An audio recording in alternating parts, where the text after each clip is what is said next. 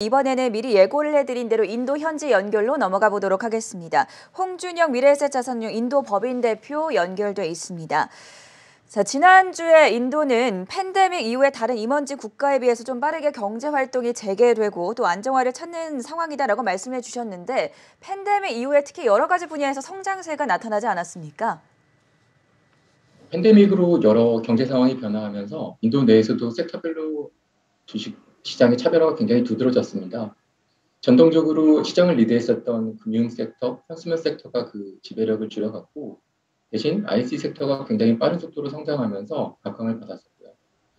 인도의 IT 산업은 익히 콜센터와 같은 글로벌 백오피스 기능들을 하는 것으로만 알려져 있는데요. 4차 산업으로 IT 환경이 변화하면서 새로운 하드웨어를 장착한 후에 소프트웨어 수요가 큰 폭으로 늘었고 이는 인도 IT 산업에 대한 니즈로 이어졌었습니다. 또한 팬데믹을 거치면서 전 세계적으로 재택근무가 시작되었죠.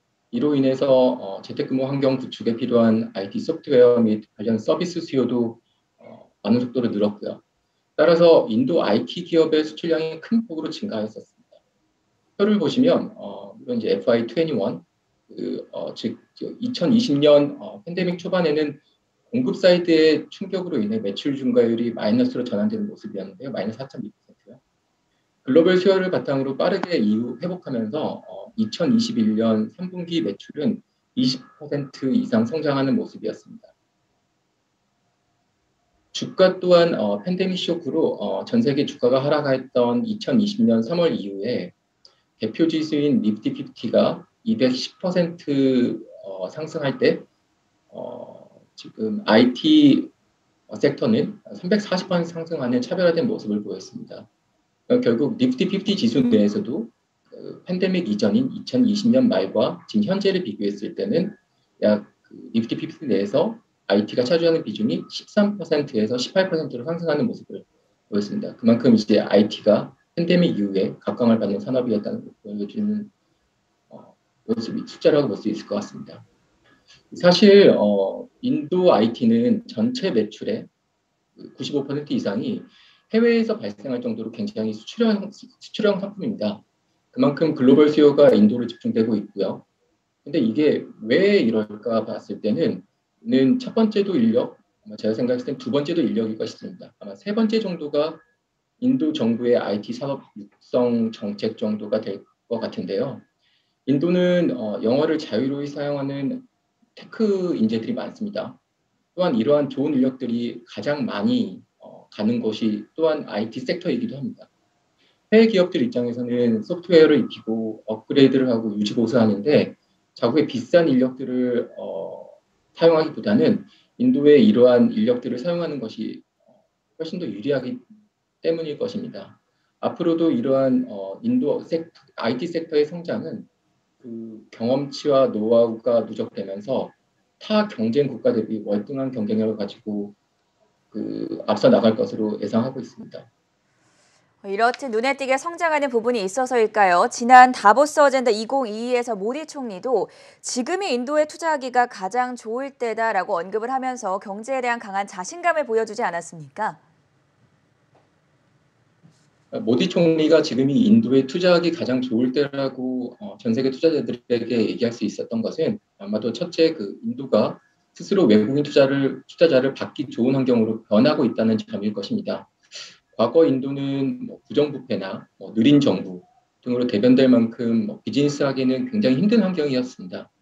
노동, 환경, 개발 관련 규제도 많았고요. 하지만 이러한 표에서 보시는 것처럼 과거 6, 7년 동안 끊임없는 경제 정책들을 과감히 도입하면서 경제 성장의 발판을 마련하기 시작했다고 볼 수 있을 것 같습니다. 물론 각 개혁 정책 초기에는 많은 노이즈도 있었고요. 하지만 현재는 다양한 부분에서의 경제 이런 정책들이 자리를 잡아가면서 사업하기 편한 환경을 만들었다고 볼 수 있을 것 같습니다. 2019년 법인세 인하 그리고 정부의 다양한 경기 부양 정책들 특히 제조업을 중심으로 한 인센티브 제도, PLS 제도라고 하는데요. 이러한 것들이 인도 정부의 강력한 재정적 지원 등으로 이어지면서 외국인 투자자들 유입에 큰 몫을 하고 있습니다. 2월 1일 곧 이제 발표될 예정인데 2월 1일 예정된 예산 발표에서도 제조업 성장을 유도한 정책과 과감한 인프라 사업 등을 통해서 정부 투자를 늘려갈 것으로 예상하고 있습니다. 두 번째로는 네스트 차이나인데요. 인도 시장이 주목받다는 이런 부분에서 인도 시장이 굉장히 많은 주목을 받고 있습니다. 베트남, 태국 등도 뭐 제조업체들이 탈중국 러시들의 어떤 수혜국으로 불리우기도 하지만 인도는 뭐 아시다시피 베트남의 한 10배, 태국의 한 5배에 달하는 경제 규모를 가지고 있고 또한 13억 인구를 바탕으로 한 내수 사이즈가 워낙 월등하기 때문에 그 외국 기업들이 봤을 때 인도를 대하는 부분과 태국, 베트남을 대하는 어떤 접근 자체가 많이 다를 것으로 저희는 판단하고 있습니다. 실례로 그 삼성, 현대를 대표하는 한국 제조업체는 물론이고 테슬라, 폭스콘 등 대단히 제조 공장들이 필요한 이러한 기업들이 인도의 공장 설립 소식들을 전하고 있습니다. 한국에서 인도에 투자할 수 있는 방법으로는 펀드나 ETF가 있는 것으로 알고 있는데 마지막으로 장기적인 안목에서 투자할 관심 종목들까지 꼽아주시죠. 네, 먼저 인도 주식은 한국 투자자분들이 그 홈 트레이딩 시스템에서 자유로이 거래할 수 있게 열려 있지가 않습니다. 인도 측면에서의 외국인 투자자들은 인도 정부의 승인을 득해야 되는데요. 인도 내에 세금 신고를 할 수 있는 루트를 만들어야만 가능하고요. 이게 절차가 복잡해서 해외 기관 투자자들과 해외 주재 인도인들, 흔히 non resident 인디안이라고 하는데 이러한 분들만 주로 이용하고 있는 제도입니다. 결국 인도 시장은 국내 투자자들 입장에서는 간접 투자를 통해서만 접근하셔야 되는 상황입니다. 국내에 여러 인도에 투자하는 뮤추얼 펀드와 ETF 등 다양한 종류의 상품들이 준비되어 있긴 합니다만 대부분이 대표 지수를 추정하는 상품인 것이 한계입니다. 아래 표에서 보시다시피 대부분의 상품들이 센섹스나 니프티 50를 추정하고 있는데요. 제 생각에는 한국 투자자분들이 미국 등 선진국 주식을 접근할 때는 오히려 종목으로 하시고 이머징 시장은 인덱스로 접근하셔서 인도 시장에도 대부분 이러한 케이스가 대부분인데요.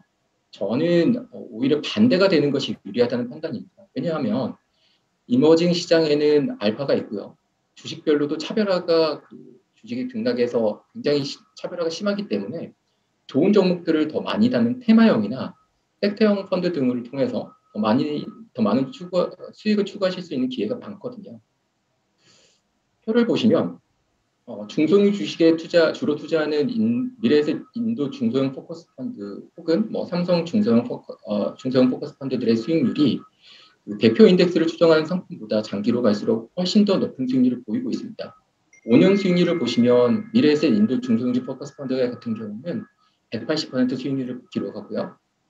니프티 50를 추정하는 ETF는 80%밖에 안 되는 수익률을 보이면서 그 수익률 격차가 100%에 달하는 것을 보실 수 있을 것입니다.